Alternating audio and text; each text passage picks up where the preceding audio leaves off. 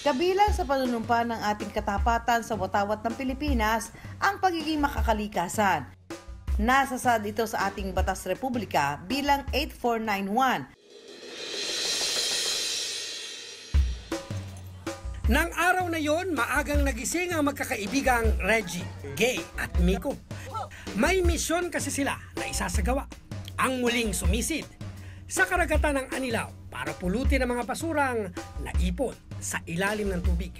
So ang aming organisasyon sumusubok na bigyan ng kaalaman ang mga komunidad, hindi lang yung mga nakatira na malapit sa mga coastal areas, but kahit yung mga hindi nakatira sa malapit sa karagatan.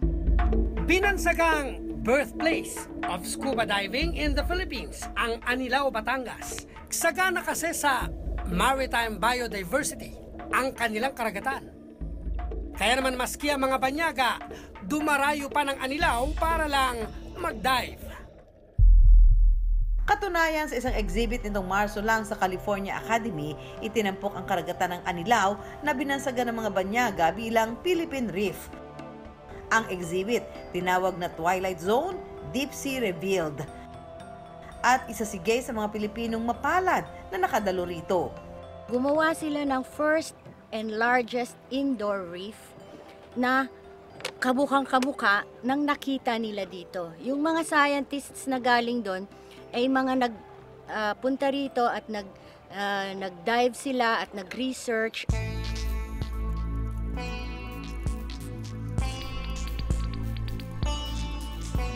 Pero ang realidad ayon kay Gay, ng karagatan ng Anilao, pinamamahaya na ngayon hindi lang ng makukulay na isda, kundi ng sandamakmak na basura. Bago sumisid, nagsagawa muna ng tinatawag na diving briefing si Miko, na isang certified technical diver.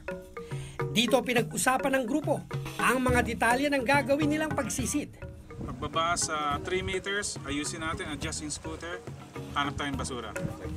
Ang layunin nila ang pulutin ang mga basura sa ilalim ng dagat sa pamamagitan ng tinatawag na scooter diving. Tinutukan nito, parang kumbaga sa kalesa underwater, para hindi masyadong makonsumo sa hangin and hindi ka masyadong mapagod, para mas matagal yung stay underwater. Pakay nilang puntahan ang isang dive spot na madalas daw dinarayo ng mga turista. Kadalasan kasi, ito rin daw ang mga lugar kung saan marami silang nakukuhang basura. Gayunman, ayon sa Maritime Environment Specialist na si Vincent, ang mga basurang matatagpuan sa ilalim ng dagat ng Batangas, posible rin namang hindi galing mismo sa mga residente o mga turistang dumarayo rito. Pag tiningnan mo kasi ang circulation ng water, yung basura na itatapon mo sa Manila Bay, they can end up in Anilao. So what I'm trying to say is, para sa buong Pilipinas, mag-isip-isip ang mga tao bago nila itapon ang basura nila. Kasi connected lahat.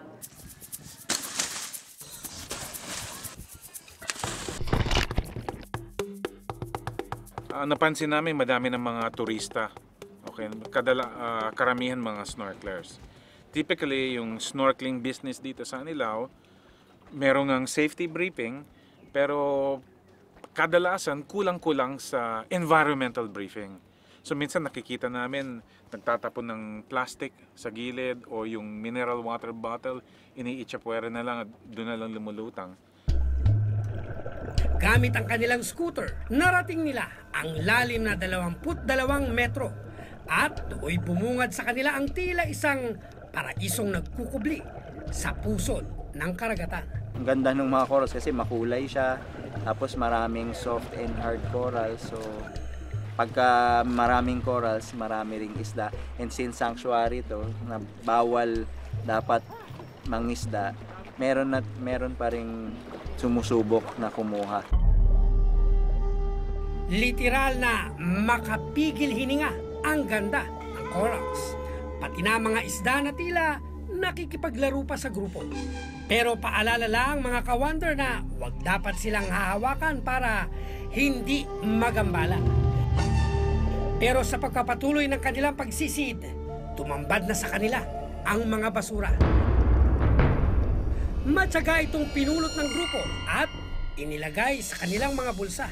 Expandable ito at kayang maglaman ng hanggang 5 kilo ng basura kada bulsa.